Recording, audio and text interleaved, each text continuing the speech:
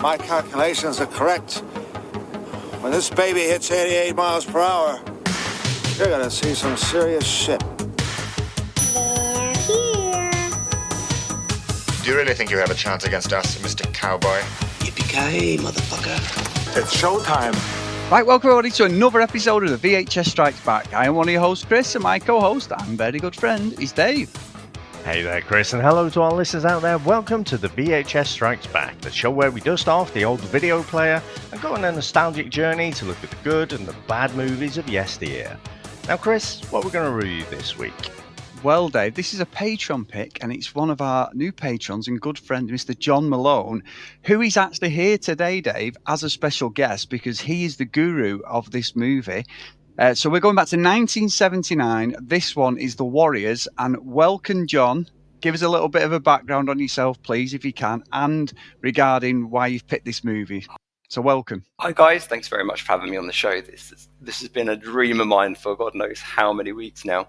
I got into your show just by, I'll be honest, by complete accident. So it wasn't through promotions or anything like that. I'll tell you all about that probably another time. Well, that's good because we don't do any.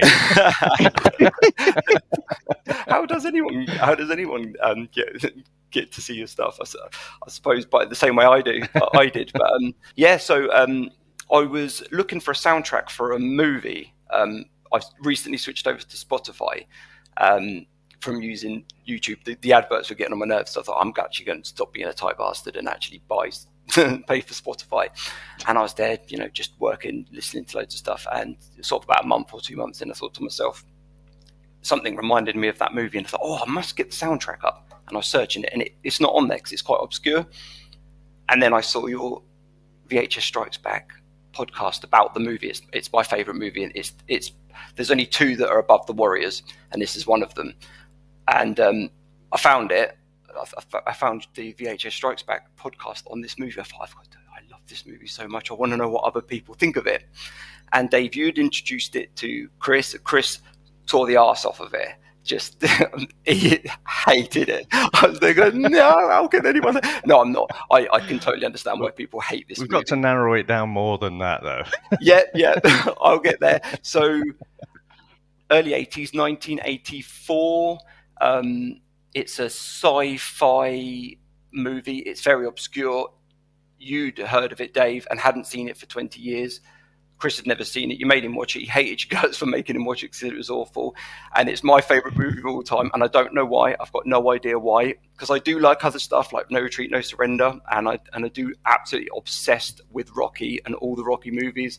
And pretty much everything else that you guys are into, it's absolutely spot on, except for this movie. And I don't know why I'm obsessed with it. And I know it word for word. I could redo the script, and it's Kroll. John, get out. Of course, yeah. I knew you'd say that. I knew you'd say that. You like when you hear people when they say that, you think, how can you like that pile of crap? Sorry, go on. So iconic, though, isn't it? With the weapon that he had, and the spider, and so you know what? I haven't done this for a while, but I have been thinking about a few other like early 80s fantasy sci-fi adventures. So I don't know. I'm glad you said that and just reminded me that I need to bump those up. I don't think we've got Chris on board on that one. Now listen, John, listen. Yep. You came in a blaze of glory, and you've just let yourself down with Kroll. Now, no, to be fair, it makes me laugh. I didn't want to say it. I'll be honest. I didn't want to say it because I knew that would happen. No, don't be dumb. It's funny, isn't it? Because there's movies there that, and I know I keep saying it, and I've gone a little bit more. I know Miami Blues that we did a few weeks ago, and it's coming out. It's like an obscure movie for some people. I've probably never seen it, and there is the odd ones in my back pocket, but. Yeah, Dave knows these piss me off, and he knows that I'm really going to hate it, and I'm going to have to sit there and spend the time watching it. So, and the way it's worked, obviously, I go a week before Dave now, and I'm like, you wanker! I know if I stitch him up, he's literally going to have me. So, no, I love the fact that you found us by accident, probably listening to me calling the movie all sorts, bellends or whatever I was saying, and you've stuck with us. So that's a testament to Dave, really, because you picked a good movie. Yeah, it's I don't get because you tend to do that a little bit more often than Dave. Get like bothered about what somebody else thinks about your taste, and I'm not that guy. It doesn't make any difference. I've got some really weird taste in other stuff like music, and it doesn't bother me at all. In fact, I'm the first one to say, yeah, it's garbage, but I love it, and I don't know why. But yeah. But yeah, I do love all the other stuff as well, though. Like, you know, normal stuff. Like, I'm a huge fan of Dirty Dancing, and both you two are as well. I'm a massive fan of Dirty Dancing. I'm obsessed with that movie as well. So there's a little bit more in like. So good, isn't it? It's just, I just absolutely obsessed with it. Again, I know it word for word, scene for scene. I know everything about it. Just absolutely obsessed with it. I don't know why, but it's just a fantastic movie, and it just really doesn't get any older. I mean, it's a story as old as time, isn't it? You know, 16-year-old girl meets 35-year-old bloke. Yeah. No, I do. I absolutely love it. Well, in those days, the age gaps were frowned upon. Just that's all it was. Well, you say that, John. We probably don't want to get too deep into that one, but in terms of Warriors, where did you start with Warriors, John? I've got a great story about how that will happen. So I'll try and be quick. I've sort of rehearsed this in my head. Probably about 85, 86, my mum and dad divorced.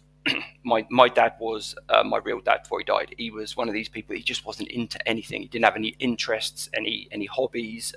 He hated sport and he hated football. So me and my two younger brothers, well, obviously we knew nothing as well. We were in the same boat. We had no knowledge.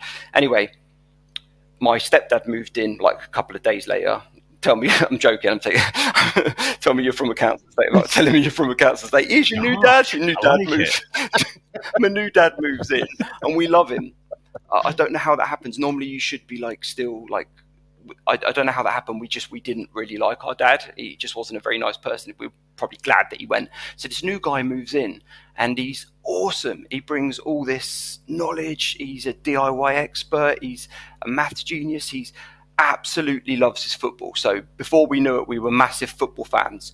And just by chance, he supports one of your clubs, and he's got all the shirts for us when we're kids. He's teaching us about football. He's making us watch it on the telly. And then obviously we become massive fans. I've played all my life, loved the game as well. Without him, I wouldn't have done. And I'll tell you which team he supports afterwards. I mean, can I hazard a guess? Because you're down near London, so it's got to be United. It absolutely is, yeah. So I've actually, I thought I'd try and win Chris back over there, but with the whole Kroll thing. So I've got Chris back on my team a little bit here. That's where all the I've got a bag are. in the garage of probably about 30 shirts from all back in the day, from sort of around about 92, 93 onwards. But yeah, and then I've got all of them as well, John. You've got all as well. Yeah, there's some iconic ones. There's some horrific ones as well, but I still got them anyway for whatever reason. But just to finish the story, he with him when he moved in, because he moved in pretty quickly, he brought with him about 300 VHS pirates. It was his little thing that he used to pirate every popular movie and we had everything. We had so we went from nothing to this wardrobe. You know those pretend cases that look like library books? Yeah. So we had those just 100%. So we had to write the name of the movie on a little. So that was our job, to write the name of the movies on stickers on the side, so we knew which one we were looking at. But we had Rocky 1, 2, and 3. We had Conan. We had Police Academy. We had every single horror movie. Again, like your story you said before, we were allowed to watch anything when we were kids. We were watching The Evil Dead, for God's sake. Halloween, Friday the 13th. Like we watched it all. We were about 10 years old. Mental. 80s parents were they shit. Were, yeah. Well, I've got to say, John, not to get too serious, but my dad is an utter twat. Really? So can I swap him for your stepdad? Because he sounds fucking awesome, and he's a United fan. And he's not. I won't pretend we didn't have some bad moments, in the 80s. There was some, with drink involved and everything. But as a whole, all these years later, I'm so glad he moved in with us. I mean, I would be a completely different person. And I certainly wouldn't be on here because I wouldn't be a movie person. We every Saturdays, weekends, we'd bosh which video are we watching. So we had our own blockbuster video, and the skeezers brought in. And I mean, and he continued to still carry on pirating these videos. right into the 90s, and he had his those special cables. That's the one. Video to video. Yeah, plug that into there. Bit of tape over the back. And then one day, just to wrap up, one day it was the Warriors' turn. I thought, what's this? Put it on. Just instantly obsessed straight away. Absolutely, completely obsessed with it. Just straight from the get-go. Interesting. And then I want to stick on that, although maybe another time we can reminisce about when Man United were a serious club. But for today, let's stick with the Warriors. Well, we won a bigger cup than you fucker, so don't give us that nonsense this season. Technically, we won a better cup. To be fair, Chris, we had a few years. To be fair, it's about time somebody else had a shot. There was a few. It was almost getting ridiculous at one point. John, listen, don't be too kind to Dave, because when Phil Mitchell gets sacked by Christmas, and he keeps saying this to Dave and his mate Ben, who are Liverpool fans, I am going to be fucking here for it. Don't you worry about that. When fucking Mo Salah fucks off to Saudi and that, it's all over for Liverpool, and I am here for it. I have the receipts. Don't you worry. No, but that's awesome. But Chris, I mean, you'd mentioned this to me ages ago, because you're going on about the Warriors. I remember you saying ages ago, and I wasn't sure, so I thought I might have seen it, and then I think I'm getting it confused with We Were Warriors, and so I definitely hadn't seen this. But you had, Chris. It's weird. So my brother-in-law, he wasn't my brother at the time, so he's like mid-90s, maybe 96, something like that. I started going to Manchester when I was like 16, 17, thinking, trying to impress girls and that, Dave, and John, as you try. And we were going out, and my brother-in-law liked to smoke what wasn't cigarettes then, so we would sit there while he rolled these certain cigarettes, and he went, put this VHS on. And obviously, as you both know, I love the martial arts stuff and all these different movies. And he's like, it's from the 79. It's a classic. And I'm like, I've never even heard of it. And he's like, honestly, it's an absolute classic. And I'm thinking, bullshit. And I wasn't touching that stuff at the time, a bit of the old weed. I was like, no, it's not for me. And then we put it on, and I was like, this is fucking awesome. Like, you could, even in 95, so obviously 96, so it's 16, 17 years old. I didn't think it was horrendous, but you could tell it was an aged movie. And we just sat there and watched the whole movie. I mean, he was stoned out of his face, and I'm just sat there like thinking, this is great. And then a few years later, Rockstar, who made GTA, they brought the game out, which is on a PlayStation 2 and Xbox, and that's a great game. It's so underrated. The fighting in it is awesome. So I bought the game. And then I think I've watched it 3 or 4 times, and it is, John, I'm so pleased you've picked it, John, because that means I can pick some shit in a few weeks, because it is on my list. And last time I had picked Miami Blues, I was do a pick the Warriors, do a pick it, and then when you've picked it, I'm like, great. So I think pop culture wise, this is right up our alley, and the fact you've never seen it, Dave, and this is probably and obviously it's not like a Star Wars or something like that, but it's such a hidden gem for our age, like mid-40s. It really is like absolutely perfect stuff. So that's what I'm really excited about more than anything, because obviously John's got the knowledge, which is amazing, but then it's like I've got little bits of knowledge just from watching it and some of the pop culture references, but you coming in this completely thing, so it's flipping it on the head, because most of the movies we cover you've seen them, and I'm like, oh no, this is terrible. 40, 50, it's 50 years old nearly. It's a year. I'm 78, so it's 44 years old, this movie. So yeah, so I'm really excited, and I know you haven't, Dave, but obviously you must have been aware of it. Yeah, and it'll make a change, won't it, if it's a well-rehearsed podcast that we do, because John's bringing the knowledge, but no, I can't wait to talk about it. So should we get into the trailer? Let's go.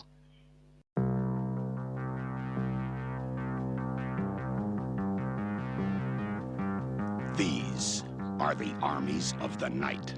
Can you dig it? Can you dig it?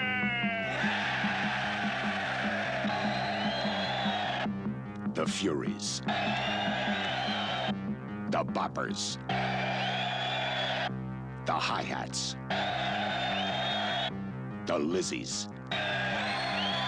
The Turnbull ACs. The Gramercy Riffs. And these are the Warriors. We know about the Warriors. They're a heavy outfit. They're from Coney Island. Warriors? You guys are the big dudes, huh? Now they're in the Bronx. We're going back. 27 miles behind enemy lines. It's the only choice we got.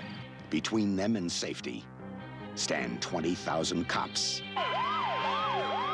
and 100,000 sworn enemies. I want them all. I want all the warriors.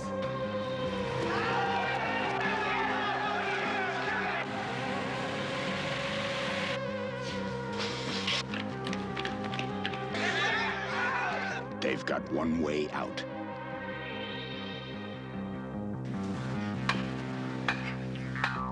They've got one chance.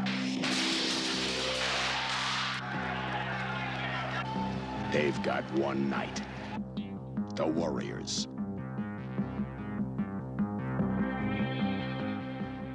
Cyrus, leader of the Gramercy Riffs, requests that each of the city's gangs send 9 unarmed delegates to a midnight summit, and the Warriors, a gang from Coney Island, send a delegation. Cyrus proposes to the crowd a citywide truce and alliance that would allow the gangs to control the city together, since they collectively outnumbered the police by 3-1. Now, Chris, what do you reckon to the opening of this movie?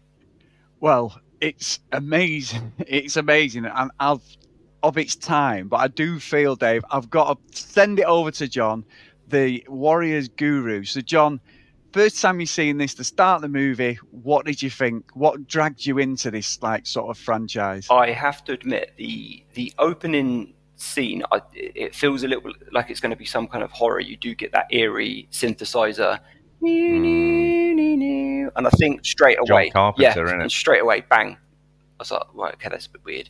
And then you've got the scene talking about this meetup, and I'm thinking, okay, this is, and it's just that bit where you see. I think when I saw them getting onto the train, the first part where they go onto the train, and you see those jackets because their backs turned to the camera because they're walking onto the train, and I was obsessed with those vests straight away, and I was just completely sold. And then probably when it gets to the stage where everybody's at the meeting, which is about 5, 6, 7 minutes in, and I was absolutely hooked already. And then, you know, when you watch something and you know you're going to be obsessed with it, you know that you're already in love with it and it can do no wrong. But what I was going to ask you, a lot of people that are massive fans of this movie will ask the same thing. Which version did you watch? How did it start for you? Did it start with the Wonder Wheel? Yes. Well, because I watched that version like hundreds of times, and then one time going back around about the late 90s, I was seeing a girl. I was at her house. I'd been there a couple of times before, so I was kind of on speaking terms with her dad. So they go, yeah, chatting away. Do you want a cup of tea? It was about 10 o'clock. Must have been about 10 o'clock. Anyway, it goes, coming up next, The Warriors. And I'm, oh my God, The Warriors is on. And the girl that I was seeing at the time was like, oh, yeah, I've got time. Let me just watch the beginning. And it started, because it was on the BBC, so there was no adverts. It just started straight away. But it was that scene, that deleted scene. I was like, what? And I said to her, I've seen this a million times. What on earth's going on? It was a completely different scene. It was, you know, the bit where it starts in the day. And apparently the BBC had that version forever. They always had that version, because before it got released in the cinema, they decided to cut that. The producer decided that it didn't work. So let's just cut that beginning scene and we'll start it off in the dark. And that's the scene that everybody saw, that everybody knows. But the BBC still had that version from source, and that was the version they always put on TV. And it's probably been, I've probably seen it 3 times now when the BBC had it on TV, and I was just mesmerised. What's going on? And my girl I was seeing's dad was, what are you talking about? I said, it doesn't start like that. Yeah. It doesn't start like that. It's weird. What's going on?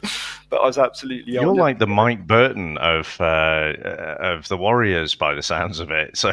Mike Burton's the Star Wars guru that I mentioned before we started recording. So everyone's like, yeah, I'm not asked what you're on about. And you're like, this is amazing. But Chris, I mean, just getting back to the beginning. Well, actually, no, I guess I'll just say, so for me, I'm wondering, okay, what the fuck am I watching here? Straight off the bat. This is the first time in 2024 that I'm watching it.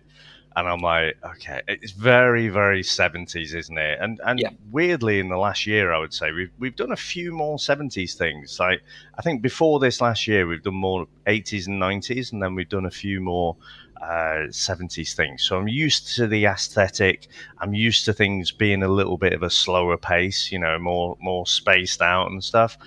And then, when Cyrus is giving it the old, can you dig it? It's like, is that the whole, is that the sample? Is that like what all of the, can you kick it, all the music and stuff? Are they all the samples and whatever?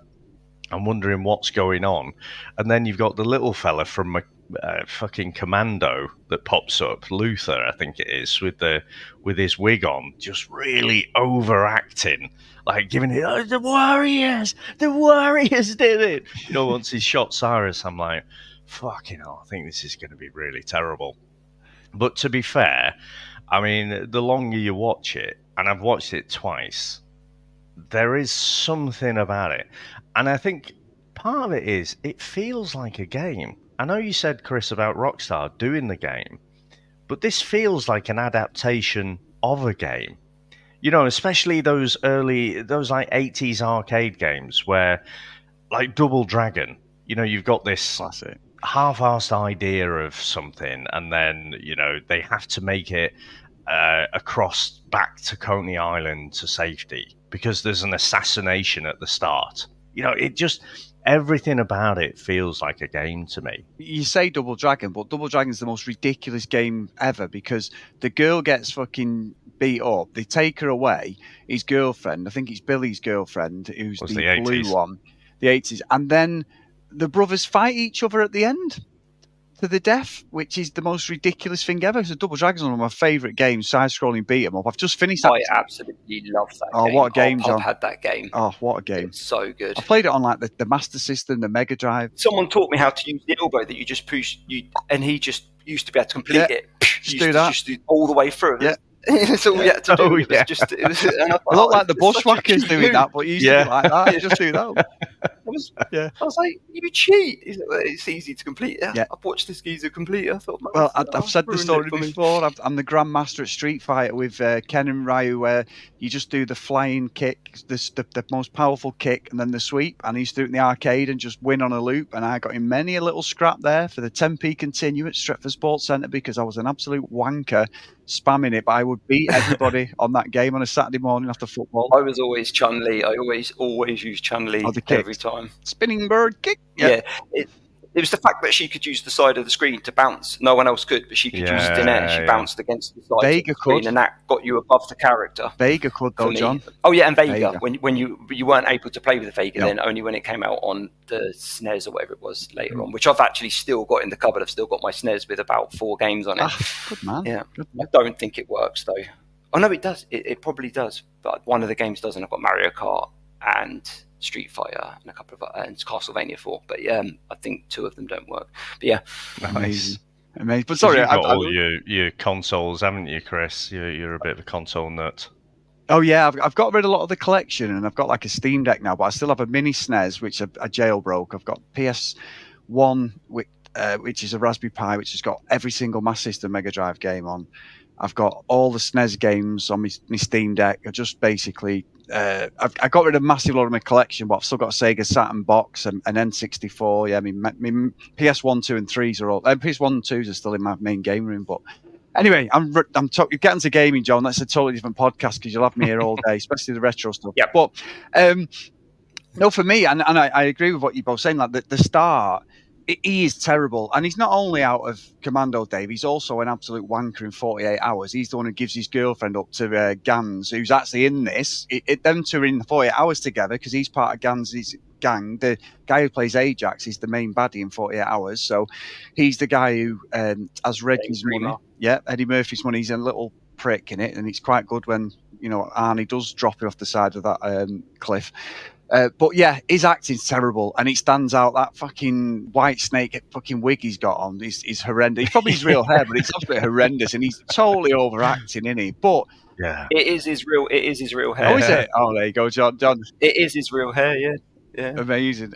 He said he hated it and he wanted to cut it off, but they made him keep it. And yeah, for whatever reason. That is a classic haircut. That's like almost at Andre Agassi levels of hair. But yeah, I think as well is at that point though, the movie settles down. It's a very basic premise, in it. They've basically got to get across. But I just love the fact that they've got so many stereotypes of people, the gangs. They've just everything is ridiculous. It's like normal people are just going about the business, and then you've got these people wearing the makeup, the suits, the gimmicks. You know, they like it's like a desolate thing. It's almost like a computer game, as you said, Dave. You're right. Is these gangs run New York at night? You know, and nobody bats an eyelid that you've got a full fucking baseball team with makeup on and baseball bats just running. I mean, I want to talk about them, but yeah, I love it. After that settles down and Cyrus gets killed, and we've got this whole thing, and you've got the music, you've got the lady on the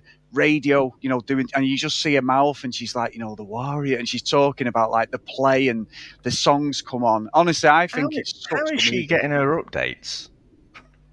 Well, where's she getting her news it's broadcast? It's a pirate radio station, isn't it? But yeah, I don't know myself, but how they all communicate with each other, I don't know. It's just a pirate radio station for all the so all the gangs could potentially listen, but where the information comes from, I don't know. But I think it's probably just a stylistic thing, isn't it? Really, you know, it's just like to give us a little bit of commentary, to give us that update, because it's almost like you say with that intro. It starts off with this Greek, you know, story or whatever, and then this kind of goes into it. You got characters like Ajax, so I think it's almost like that. It's like a narrator, but it's just done in this stylistic way. But like I say, just because I'm watching it for the first time in 2024, I'm like, just imagine like you've got a gang running around in London, and even if you've got a pirate radio station, they're not going to be like, yeah, the Warriors are now here. You know, it's like, well, if you know where they are, fucking everyone else should know where they are then. So, but anyway. Yeah, it's like, for example, when the Warriors would defeat a gang, then it would...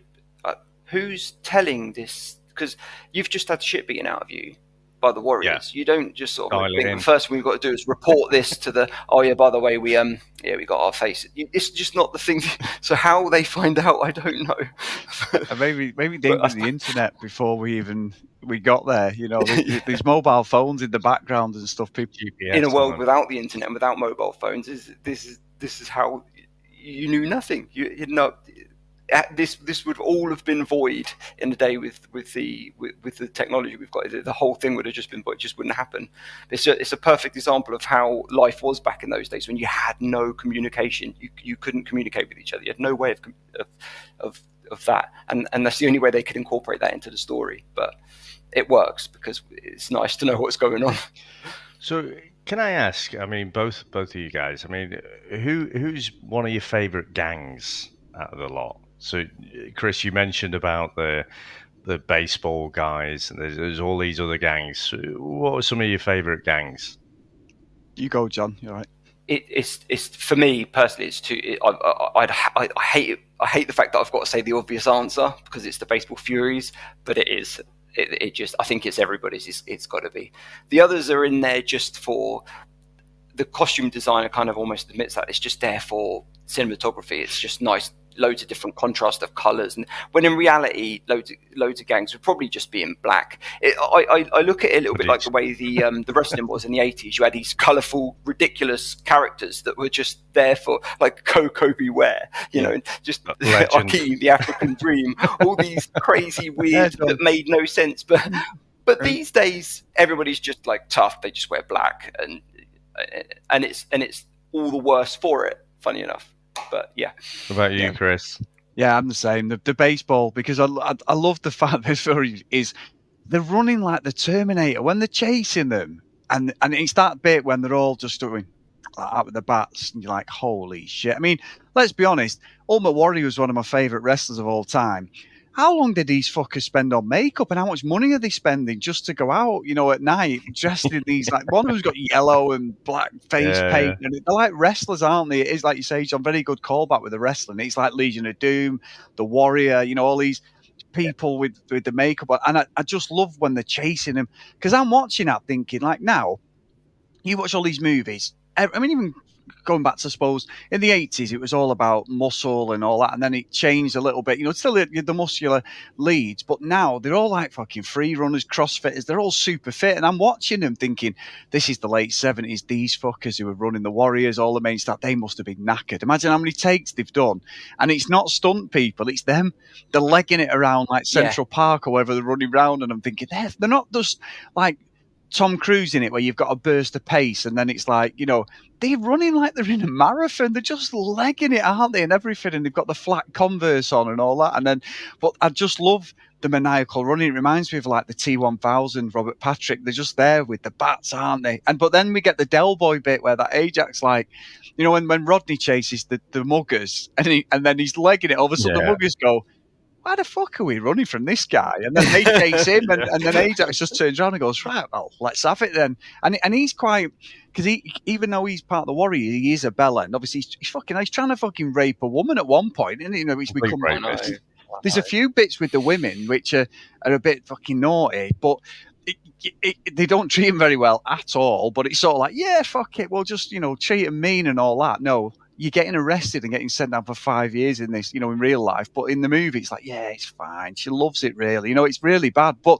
that scene when they fight the baseball Fury, I think the fight scenes still hold up, I know there's a little bit of that theatre about them where they walk onto a punch and it's like, well, if he didn't hit you with a baseball bat or punch you in the face, where were you actually going? Because they sort of go, ooh, it's like you've not tried to attack her. But I do think some of the fight scenes are pretty clever, to be honest. But anyway, get back to your question, Dave. Got to be the baseball. I think they're more they're as iconic as the Warriors and the leather waistcoats.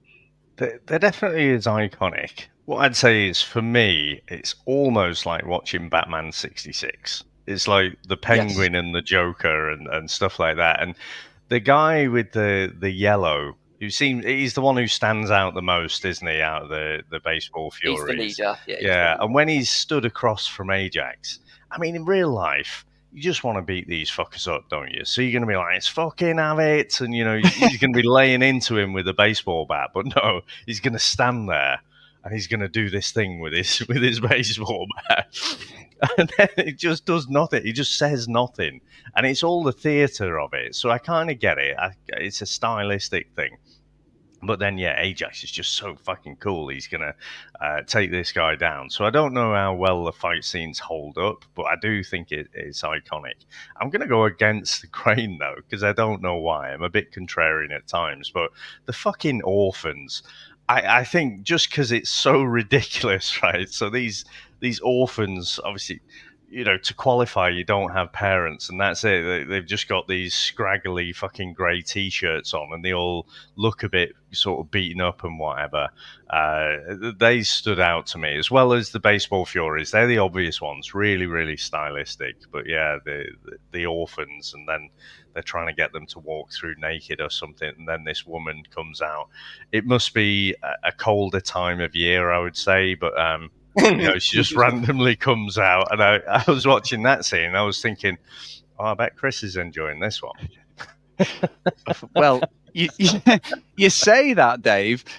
No, but I'm the same. Like, that's like iconic as well, isn't it, John? Like her nipples are literally iconic as some of the outfits, I think, for the Warriors. Like, she said in an interview that that a friend of hers said that she wouldn't get the part because she wasn't well endowed enough, but something to do with her on-screen chemistry got her the part. But yeah, she didn't need a bra. I don't know. She decided no bra needed. The thing is, though, John, I've gone through my adult life not well endowed, and you know what I mean. You've got to use the tools you've got. I use the nose. The nose it comes in handy. So yeah, tell me about it. Well, like spirit animals, really, John. Like separated at birth. Yeah. If we were back to back, we'd be like a crowbar, wouldn't we? While we're talking about facial features, I actually got the nickname at school of Rocky, as you've probably noticed. It's not because I was hard, it was because I've got the same Sylvester Stallone Bell's palsy, whatever you want to. I don't even know what happened to you. It's like, Yeah, Very that and my poorly. big nose. I should have just given up. Fucking nose. I never get away from the nose jokes ever. I play up to it, but the fucking nose is the schnoz is always there. I went on holiday didn't either, recently. yeah.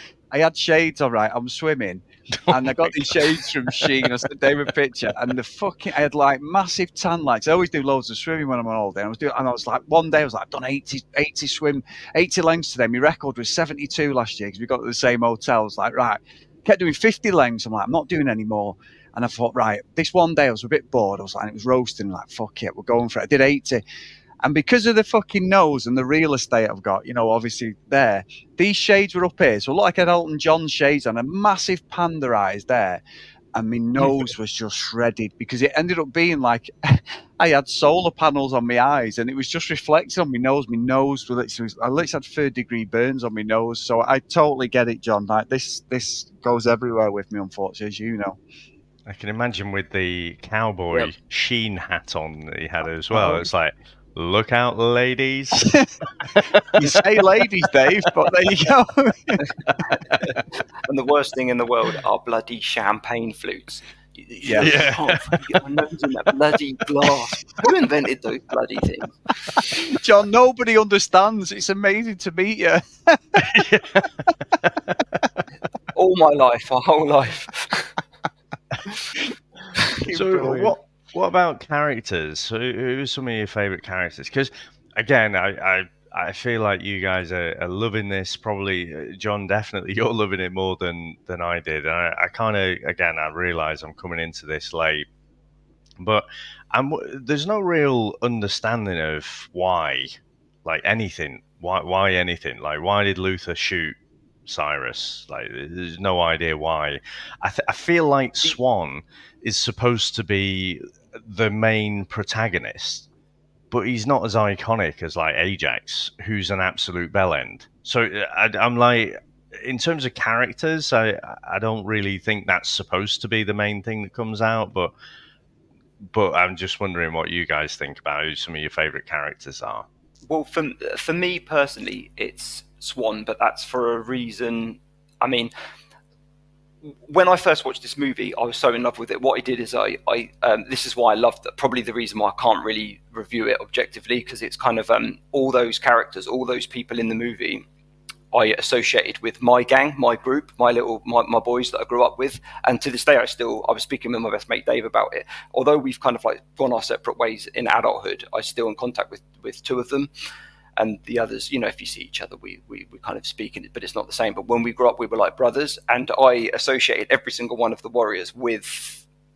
I gave depending on character to someone in the group. I feel really sorry for the guy that got Rembrandt, but for me, it's objectively the best character is Ajax. I know there's the rapey scene on the bench, and he gets his comeuppance for it, but yeah, it's Ajax. It's got to be everybody's favourite character. It's got to be Ajax, surely, right? What about you, Chris? Well, actually, mine's got to be the leader. You've got to be the leader, Swan, because he's when it first come on, and even this time watching it, I knew it wasn't. He's got that look of Jeff Conaway, who played Kinnicky in Grease. That he's got that chiseled look about him, and even though Travolta was the lead in Grease, Jeff Conaway was the better dancer. He was the leader of their gang, wasn't he? And then Danny Zuko sort of took over at the end. But yeah, I don't know. Something to do with Swan. Because I think what it is with Ajax as well, John, though, that what's it now, especially with the girl, like you say, that beautiful woman's just sat on the bench, and he's, they're supposed to be escaping across New York because they're going to get killed, and then he just goes to Swan and that. Oh, fuck it, I'm going to fucking... I need to fucking sow my oats here. I need to fucking get, dip my bread into Peter Griffin, isn't it? That's what I mean. He's sort of like... We've got like 500 people chasing us in various different gangs across New York. And he's gone, fuck it, let's go. And then as soon as she starts chatting to me, he throws the baseball bat. I'm like, oh, you're fucked, mate. And I forgot about this scene. Watching it, I've not seen it for a few years, John. And I'm there going, this is not a good move. And I'm thinking, does a gang appear? And then when she... grabbed, I was like, shit, yeah, but he's really over the top. But I think he's the toughest of the warriors. He's tougher than Swan. He's like the proper muscle in it, and he does look pretty fit there as well, doesn't he? He's got a bit of muscle on him, and I think this also gets in the part 2 or 3 years later, or I think it was 1982, in 48 Hours, because the character he's playing in Warriors, he's basically Jerry Thingy Gans, not Jerry Gans. Yeah, Jerry Gans is it, but in 48 Hours, an absolute prick, basically. But I do agree, John, he's iconic because he kicks the shit out of him, out the baseball Furies, doesn't he? He's straight in there and wants him. I think it's the fact that he's and this resonates with my gang as well, because I associated my brother and my younger brother. We had a bit of the same relationship. He's an absolute big mouth. He's such an arsehole, but he was also the first person that would stick up for you in a fight and go running, and exactly the same as Ajax. He's an absolute arsehole, but he's the guy that you'd want with you. He's the guy that would fight for you. He wouldn't pretend he didn't see it and run off. He would go, because of his attitude, he would fly straight in and want to fight everybody regardless of how. I think that's how you get tough, is having the right attitude. But yeah, I love Ajax, but yeah, I think he had to get captured. He had to get, he didn't get killed. He just got arrested, but that had to happen because of his horrible attitude. But going back to that scene is something that everybody probably talks about, is how could, I mean, Swan did point it out. You never were too smart. It's never mentioned, but he assumes that it's a trap. He knows it's a trap. He knows something's not right with it, because he says you never were that smart. And maybe Ajax did know that, but he thought he'd go for it anyway. But who was that? The 70s? Did women just sit in the middle of a park? Not just that, but I'm not being funny. New York in the 70s, a bit fucking dangerous just in real life, and this is like a near future thing, isn't it? So, but it's made in the 70s, and so you got all these fucking gangs. Cyrus is literally saying, well, we can take the police on because we're 3-1, we outnumber the police, so it must be fucking lawless. And you've got this beautiful young woman just casually draped over a park bench there. It's like, there's something off about this. So yeah. Ajax, he's tough, but a bit fucking stupid. Well, I think Swan, though, he's not far behind. He literally says to him, he's basically saying to him, I'm going to go and, I'm basically going to go and rape this woman. And Swan's like, we haven't got time for that at the moment. Not like, that's morally wrong. Don't do that again. We haven't got time for it. We're going to get killed. I mean, because he's a bit off with the girl in himself, and he's a bit like, not like, but the way he treats her and that, because obviously she's the shitster at the start with that gang, isn't she? Who don't really want to fight the Warriors, and she basically riles them up and says, basically saying, you're a bunch of fucking, she's going, whack, and she's doing, I mean, she's quite annoying. Yeah. So yeah, but then I'm hoping you can fill that in for me, John, because I didn't get that. Again, I don't get, why did she start off like that, and then she's got the hots for Swan? I couldn't figure it out. Honestly, I've seen it that many times, and I to this day I still don't know why that scene happened. I don't know why she wanted to go with them. You could say, yeah, she wanted a different life, but having a different life would be going off with a guy that's got a job, an office worker or something. Going off with another gang, just random people that you've just met, it doesn't make any sense. I can't. She just wanted something different in her life. Maybe she fancied. Well, you might know that already. She was supposed to have on-screen chemistry with Fox. So the other guy, the guy that actually called her a whore, they were supposed to get it off, but there was no chemistry between them on the set. Also, the guy that plays Fox, Tom Waits, he was a pain in the ass. Long story short, he got fired by the director Walter Hill he thought he was. I think the idea is he thought he was a bit above the movie. He thought he was the best actor, like the most well-known name of the non-known actors that were in the movie. He was an absolute nightmare to work with, so they fired him. Hence, you got that scene where you got the stunt double that's running down the stairs. You see Mercy with the stunt double with the terrible wig on, and then he gets captured by that was because he'd been written out and they had to rework that scene. Right. And I think probably is the reason that he got fired there and then on the spot. So they had to cast a stunt double to play his part and kill him off. And that it was because Walter Hill decided that he was no longer going to be the guy that had the girl, and so it was less of a part, and he was getting more and more wound up by the fact that he wasn't. I think he saw himself as more of a lead, even though he wasn't the leader of the gang.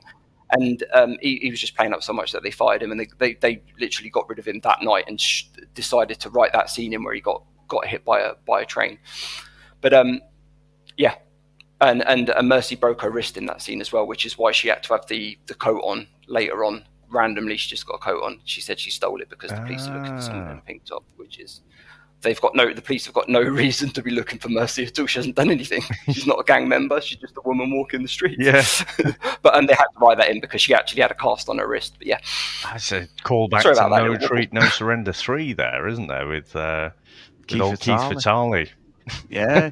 And that's interesting, that, John, because with her character, I was thinking, even watched it this time, when the Warriors are running around this subway, which, let's be honest, it's like they're running around in Euston Station. It's like they go down one bit and they're on the platform, but the cops can't seem to catch them. It's almost like some comedy sketch, in it, like you've watched, from like the Three Stooges or something. They're trying to lower them out, they're trying to catch them, but everywhere they go, they're down a stairway, they're up. And I'm watching it, I'm thinking, why are you running? Nobody knows who you are. All right, you're the shit stirrer. You're the woman you've come along with, Swan. But she's legging it round, and I'm like, I don't know why you're running. You could literally just walk up the stairs and go out of the subway, and nobody would. I mean, the coppers do look like something out of a cartoon, don't they? They've got the truncheon. It reminds me of this one. This is a proper throwback. I don't even know if you'd even know this one, but I loved as a kid, and I still watch them now and again, Norman Wisdom, like movies as a kid. When they were on TV, they're always on in the school holidays. I did too. Yeah, and he's the one on the beat where he's the guy who basically washes the cars at the police station and always wants to be a copper, but they say he's too small, and his dad was a copper. And then there's a bit where he puts his dad's uniform on, and it shrinks in the steam and that, so it fits him. But then all the coppers, he gets the whistle, and he's on the street in London going, shh, and all the coppers are going, shit, the copper's in danger, and he ends up with like 300 policemen chasing him, but they're all useless. They're like vaulting over gardens, but they're all like, these cops, they're all like, no one's got guns. I mean, why don't they just pull a fucking gun out and go, don't move, I'm going to fucking kneecap your Warriors? But no, they all just chase him like it's... Yeah, you don't see a gun. You don't see a gun in the whole of the movie apart from Luther. At the end, yes. Yeah, it's bizarre, yeah, isn't it? You just don't see... Yeah, they've all got weapons. Nobody's got guns. And yeah, I've not... So I've got to ask, right, about Luther. And again, my first introduction to this movie was you, Chris. Probably a couple of years ago now, saying, I just remember... Warriors. Do you remember that, Dave? Do you remember that, Warriors? I'm like, no, I don't think so. And then when I get to the scene, I'm like, okay, here we go. And it was all improvised, wasn't it? By David Patrick Kelly. And he starts off, he's like, Warriors. And I'm like, this is the bit. But then he fucking carries on. And he's like, Warriors. I'm like, come out to play. But it's the most quoted scene. If you mention the Warriors to anyone, that's the scene that they will quote that back to you. If you say, have you ever seen the Warriors, or it ever gets mentioned, the first thing someone will do is go, Warriors camp. That's the first thing they do. I still remember the first time I saw it. You hear the clinking of the bottles before you hear anything, and I still to this day remember thinking it was the engine. Then what's wrong with that car? Why is it making that funny rattling noise? And I thought it was something wrong with the engine. And then when the camera pans to him and he's doing this, it's creepy. It's very creepy. But it is iconic. Yeah, he's like, looking back now, because I just assumed that Luther was just absolutely off his tits on drugs, because the bad acting kind of goes along with it. He's off his head. Why'd you do it? Why'd you waste Cyrus? No reason. I just like doing things like that. And looking back now, I go, I don't know why that was left in that way. I just don't. I can't quite figure it out. But he's just, I think the fact that when they have the confrontation on the beach, Swan has got Bruce Lee like reflexes with the knife, and he shoots directly at one of the Warriors behind Swan, but nobody gets shot. He shoots, doesn't he? And then Swan goes. But also, they're not bothered. No, they don't even. Everyone's just the whole way through. They're just completely statuesque. Just he's got a gun. You would think there'd be a bit of kind of Okay, some kind of now. tension. But just go. It's almost like he thinks, I know exactly what I'm going to do here. As soon as he pulls that gun out, to the side, bosh. Yeah. But also, if I've got a gun and I'm going to be in a fight with another gang, I know it would hurt a knife going through your wrist, but I'd probably pull myself together somewhat, and I wouldn't let go of that gun, or I'd pick it up, I'd revisit the gun and go back to the gun, because that's your lifeline. And he's, it's like, I get it probably does hurt, but it's only in your arm, and your life's on the line here. So probably pull yourself together a little bit. It didn't go through his chest. Run it off, anything, man. But I do wonder why. What? And it's that scene on the beach where you actually realise how little he is. He's such a tiny little guy. It's like he's not going to win a fight with any of them, is he? Probably Rembrandt is his only chance of winning a one-on-one fight.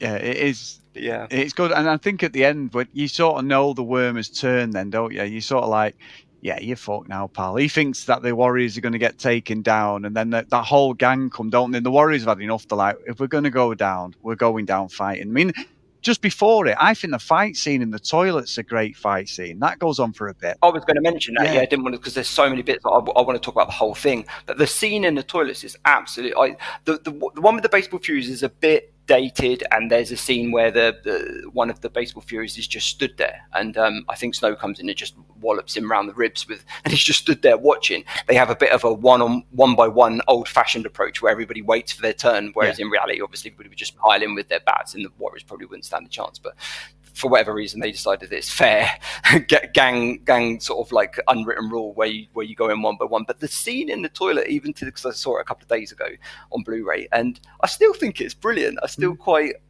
like it. Obviously, that's the only part of the movie that's on a sound stage, like that's in a studio. Everything else is actually filmed where it should be, in New York, in Central Park, in New York, in the subway stations. You can actually see the name of the stations in the background. It's not a studio, but obviously they'd have to, because of the scene where they go into the wall and that. And you couldn't do that in a real toilet. You would actually break bones and things. But I do think that is, it's really, really good.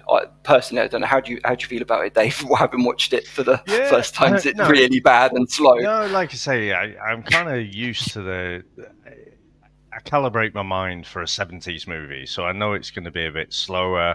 I know there's going to be iconic things that happen, but there's going to be lots of spaces in between. It's funny you mentioned about the soundstage. So I think the thing that I notice now is the fact that if it is shot in the open, but the sound is great, and you can tell they're not quite synced up. You can tell that the actual noise that you're hearing, the voices that you're hearing, are recorded in a studio and then just overlaid onto, because it's too perfect, the sound.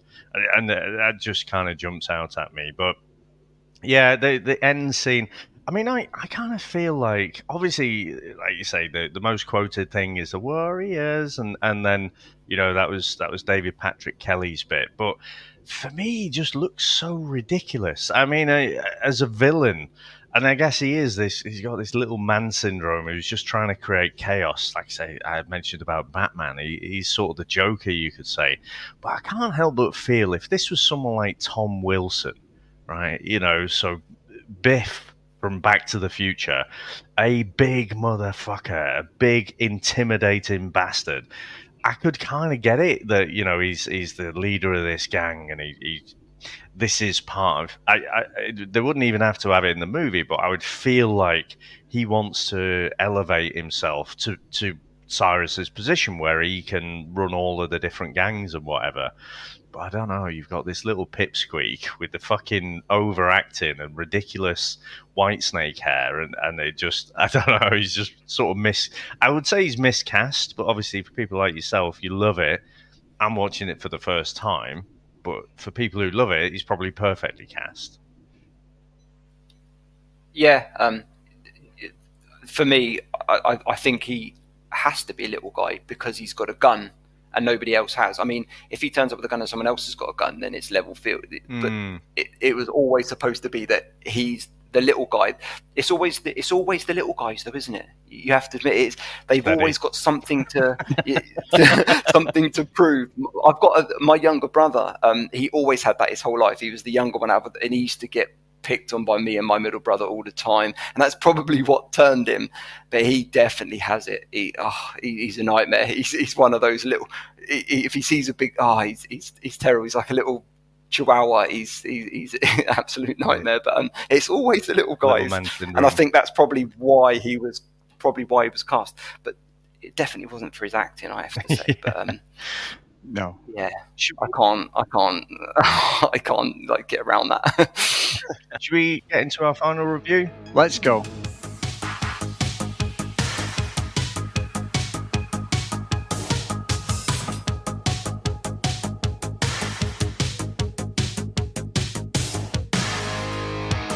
Usually I'll go first and I jump in, but John, you are our special guest, the man, the warrior, actual aficionado. So tell us what you think of the movie, and on our scoring scale, unless you want a reminder of the scoring scale, give us your score, please.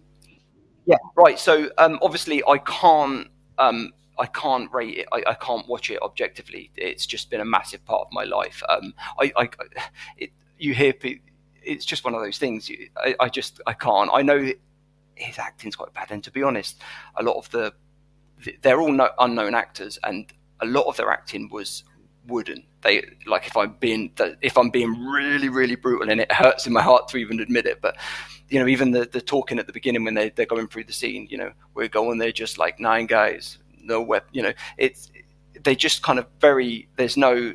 They're like soldiers, and I think that's probably deliberately, but because I've associated with them with my gang growing up, it was kind of like it was us. We were like little mini kid warriors, and we were growing up on a council estate. We were constantly running away from other groups of guys. I'm not going to call them gangs exactly, but we got into fights and trouble all the time. Went through all of that, so it was I just love them. So it's like they're like my guys, my brothers, my boys. So I can't. But the other thing I wanted to say was the way that my brain works is I think if something's if you make a movie on a shoestring budget and it's watchable and there's something good about it, I think it gets higher accolades from me than if you've got 150 billion and the best actors known to mankind, and then you make a movie that's okay. I think the one where you only had about 10 grand budget just goes above that, because I think that's, in my brain, that's fair.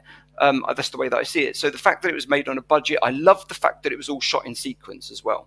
Every scene was shot as it appears in the movie, probably apart from the scene in the toilets because they were in a studio. I just love everything about it, and it's so good that I can forgive the bad acting. But Cloud City, for me, it's the top of Cloud City, the very top, just because it's everything to me. But yeah, brilliant. How about yourself, Chris? Yeah, so for me, I think watching it again, absolute classic movie, iconic. So many, I love talking about it, and just like your knowledge, John. Dave's never seen it. I'm going to send it to Pleasantville. It's not No Shoot No Surrender 3, John. I'm sorry, it's not. It's not Lauren Avedon. I can't do that to Lauren. The Lord, I stand at the altar of Lauren Avedon. But it's a great movie, and I'll watch it again. It's a classic. It's an hour and a half. It's a perfect 90-minute afternoon. Sat there eating shit. You're bored, or you got hungover, and it's like, what can I watch? The Warriors is there. It's just so silly. And if I try and work out what the world they live in and how everyone just lets these gangs rule New York, I'd be like, I'll never watch this again. It's fucking ridiculous. But there's just some stupid, silly scenes that are so iconic. Other than that guy, Warriors, he's an absolute dildo. But everyone else in the movie, I can go with the gangs, go with all of it. So yeah, Pleasantville for me. So what about yourself, Dave? So I think for me, because I don't have the nostalgia, however, I have watched this twice, and I will definitely watch it again. I can definitely see the charm. And for me, I am looking for some kind of motivation from the characters, and there isn't that. However, I can place it like it's a game. Everything about it feels like a game, and like I say, Double Dragon was the example I used, where you just have this slightly silly near future kind of world where you've got all of these gangs where, like we were talking about the baseball furies, and before they go out and have a ruck, they'll spend an hour doing their makeup. It's just slightly ridiculous, but that's okay. And we talked about the budget. I mean, it costs $4 million to make. It made 22 at the box office, but I think regardless of the box office, it's definitely that cult classic. I can see it. It tastes, it feels like that cult classic. But for me, I think I'm going to put it in a Hill Valley. I think it's just maybe if I watch it more and more, and I can definitely see why people love this. But that's kind of where it sits for me. Good stuff. Good. Yeah, I think no movie ever deserved the title cult classic. It's just that's exactly where it is, and for me that means that it's just got a really, really huge following of a certain amount of people, whatever that number is, and they absolutely obsess and love it. And it's not necessarily for everybody. If you want to stereotype, it's probably not most women's favorite movie ever. It's probably a guys of our age kind of movie. But yeah, it definitely personifies that title, cult classic. Like, it's definitely a cult movie. No, thank you, and thanks for coming on today, John. And now, Dave, next week is a Patreon pick. It is the legend that is Spider-Dan. You've kept this one quiet from me yet again. I am looking forward to none of his picks because I know exactly where we're going. No, I'm only joking. What has he done to us this time, Dave? Well, I was kind of, that meme with SpongeBob when he's getting all excited. And actually, John mentioned about seeing some weird films. And I just had to keep quiet because I'd had a little conversation with Spider-Dan. And he's definitely, his mission is to inject a little bit more weird into our podcast. So this one, Chris, is it's a 70s movie. And it's called The Thing with Two Heads. Now let's get into the trailer. It seemed like a good idea at the time. The white bigot was dying, and the black soul brother needed time to prove his innocence. More power to you, brother. What the fuck? I want to transplant my head on a healthy body. I think I like to I donate can't my body to see science how after this all. can be wrong. So they at transplanted the white head onto the black body. Who would have suspected that neither would care for the idea too much? What are you guys doing to me? Shut up. Where's the rest of you? Thank you, John. You've never seen this. Together temporarily. Funny enough, no, never seen it. Williams, Oh my days. stop this car immediately. Why don't you shut up? Hey, that's telling him, man. I should have known your kind stick together. Will you please stop this infernal machine? Oh, just shut up. Help! Shut up. You, Doctor? So far, so good. Then how about you taking old happy face off of here? They're shooting at us! I love that kind of California look, it's like the TV show. Man, this car's so a real bad, I think dud. I'd actually Could watch I it. have Yeah. a cigarette? You're going to have to, John. I think it's on YouTube. What Hey, the man, holy smoking while I'm fuck eating? is this? I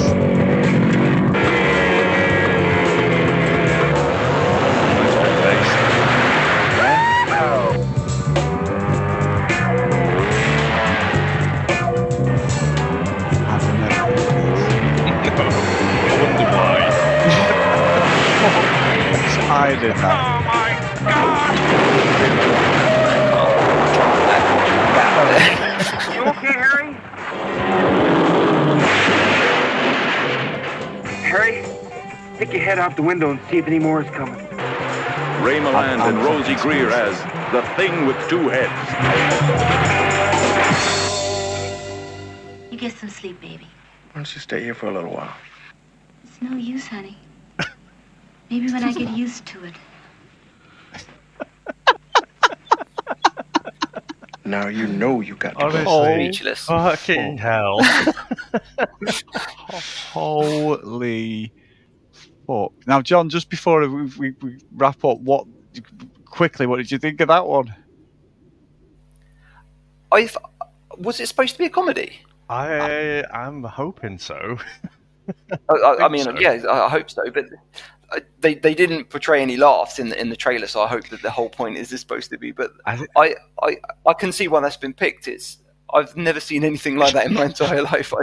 I've absolutely nowhere to go with that. I think what I would maybe term it as a one-note gag. It's like Republican white guy gets on, I think the trailer said a black brother's body.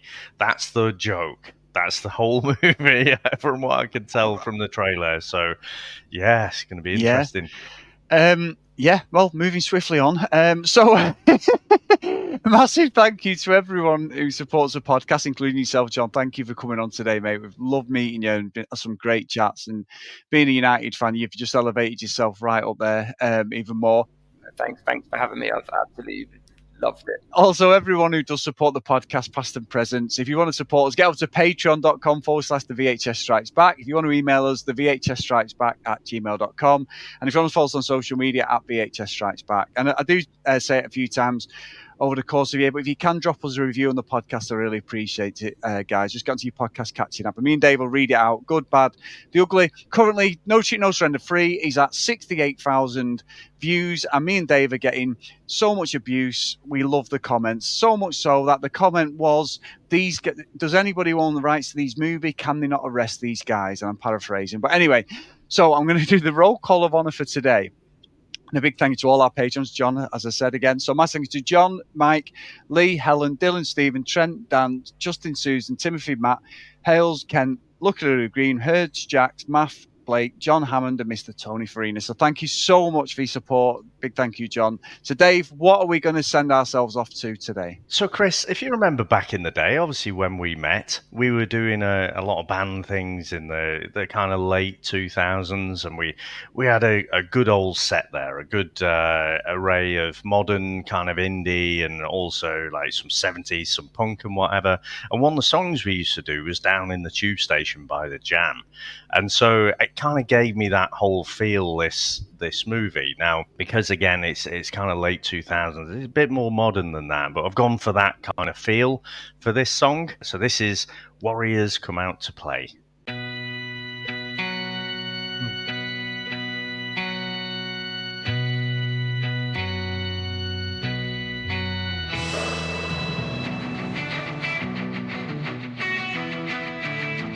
It's wasted, John, you know that, don't you? Warriors come out to play, yeah. Warriors come out to play, yeah. Na na na na na na na na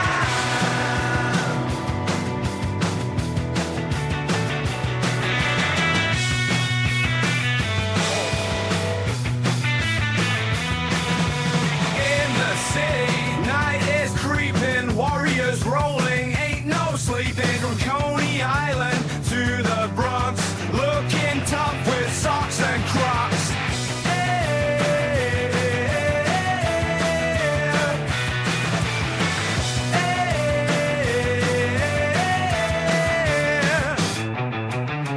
Warriors come out to play, yeah. Warriors come out to play, yeah.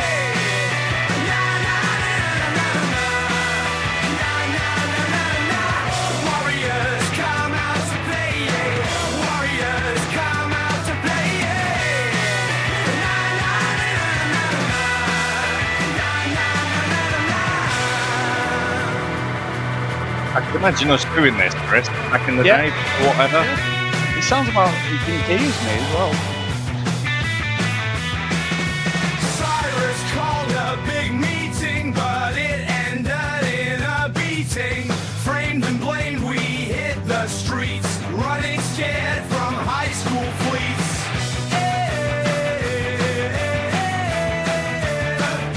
Maybe we should tell these and pretend it's me and you singing and stuff.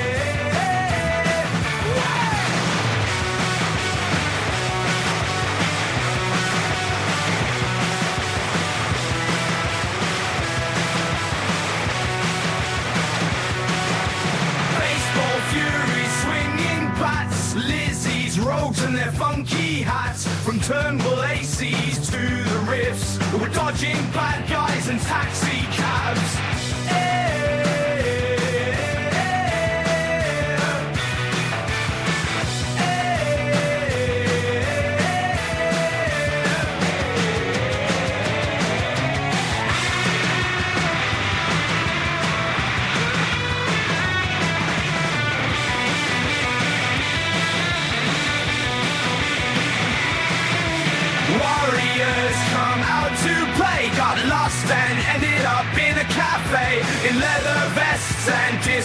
shoes. We'll show the city our warrior moves.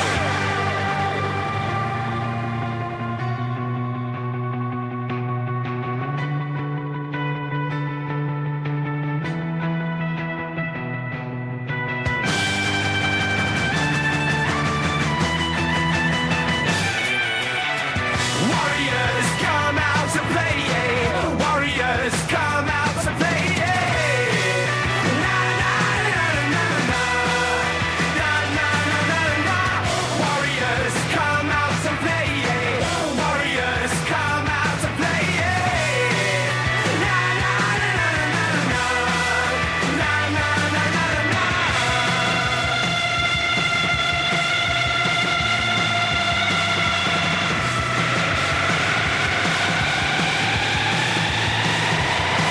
Through the subway tunnels, urban lore, tracked by sirens, we're keeping score, fighting to survive the night. Under city lights, we claim our rights. Warriors come out to play, yeah. Warriors come out to play, yeah.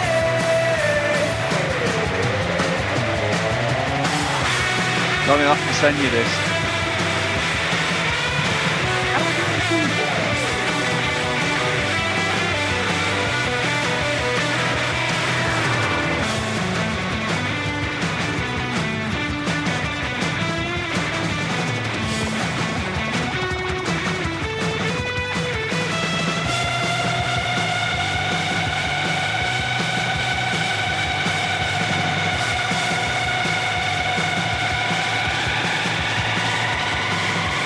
Pretty good, Dave.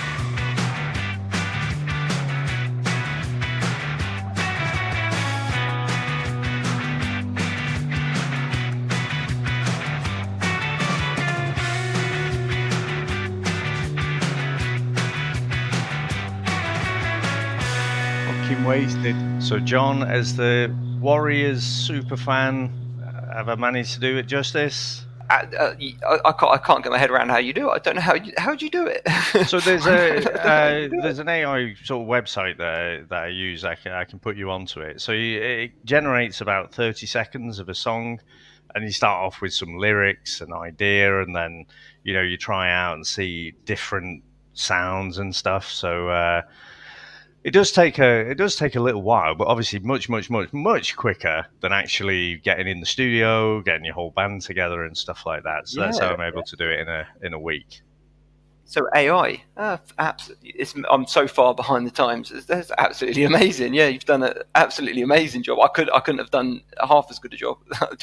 Absolutely amazing. And we're still waiting now. I can't wait to hear Chris's song from 3 months ago. Right. Anyway, Dave, send that song to John at the end of this. Let's I will. Just move on. I'll definitely send it through to you. No, but brilliant. Cheers. Thank you so much, John, for coming on today, mate. It's been an absolute pleasure. We need to do this again. I've really... Thanks. Absolutely, thanks for having me on. Yeah, I absolutely loved it. And I've just remembered what I was trying to say when I stumbled on that bit. I just got to get it out of my head. Yeah. So the reason he got fired was because he hated the fact that obviously Mercy, they had no screen chemistry with Mercy, and then they decided that Mercy and Michael Beck, Swan, had loads of chemistry. So they thought, right, we're going to go down a different avenue, and that's what pissed him off, and then he started mouthing off, and that's why he got fired. But I'd completely forgotten all of that when I tried to speak. I've completely forgotten what I was going to say. No, but yeah, we do it it's a lot harder than it sounds. It's a lot harder than it sounds. I'll give you credit. It sounds like we're just blagging it, and well, we are kind of, but yeah, we are. No, but it's still brilliant.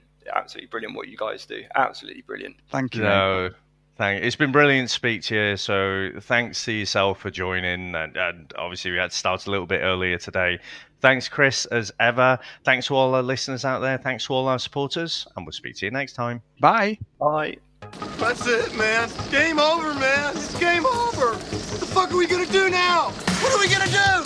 Maybe we could build a fire, sing a couple of songs, huh? Why don't we try that? We better get back, because it'll be dark soon, and they mostly come at night. Mostly. I'll be back. That's not.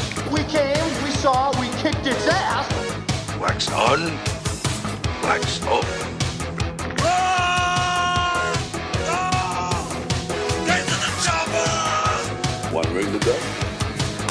rope. Ding, ding.